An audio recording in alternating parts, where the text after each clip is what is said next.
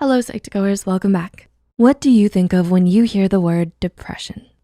Like many, you may imagine someone crying while curled up on the ground, but there's more to it than that. So to help you understand more of what depression really is like, and to debunk some common misconceptions, here are 6 things people with depression want you to know. Number 1, depression has nothing to do with being weak. Many people often equate having a mental illness with being weak, but that's just not true. People who are suffering from depression might not be able to get out of bed every morning or cope with everyday stress, but that doesn't mean they're less worthy. It's easy to confuse their predicament with laziness and call them weak, selfish, or even annoying because you don't see what they're really going through every day. It's important to understand that if your friend can't cheer up like how everyone else does, it's not because of a lack of effort. Fighting against something that can be so overwhelming, yet invisible to others, is exhausting and taxing to anyone's mental health. Number 2, it's important to be aware of their common triggers. People who suffer from depression often know what sets off their dark mood, and so they may avoid certain places or objects in order to protect themselves. If they've previously told you that something specific makes them feel terrible, try to refrain from suggesting any activities that could trigger them and worsen their condition. Don't take this personally either. When your favorite movie night suddenly becomes too much for someone close to you, it's not an attack on you, but a difficult situation where they have no other choice, as it's really hard for them too. Number 3, don't make them feel like they're wrong if they talk about suicide. In many cultures, suicide is a taboo subject, so many people stray away from talking about it at all. But there's always a reason why some depressed people want to end their life. Many of them may secretly wish to end their lives because they can't imagine living like this for the rest of their lives.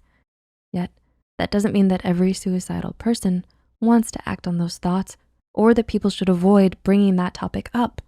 If someone says something along the lines of, "I wish I wasn't alive anymore," it doesn't mean you need to tell them they're wrong or to simply ignore their remark. Instead, it may be more helpful to listen to what they have to say.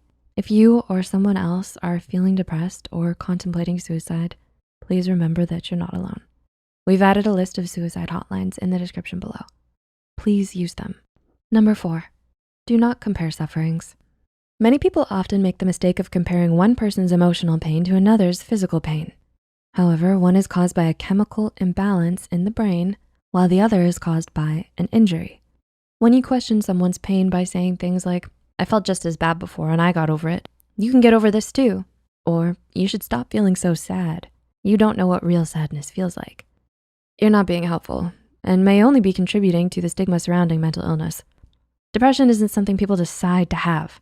Nobody wants to suffer from depression, trust me. And it has nothing to do with being weak, lazy, or too free. For those who are not affected by this illness, understand that it takes a lot of strength to deal with the pain every single day. And just living their lives often ends up being more difficult than it might seem from the outside. Number 5, do not judge their way of coping. For some, talking about their feelings is what helps them most, but others might need something different, no matter how strange it seems. If someone told you they feel better if they write songs all night long, then let them, even if you think there's another way that is more helpful or logical. Sometimes you might need to step back, knowing that there is no one true cure for everybody. And number 6, give them space.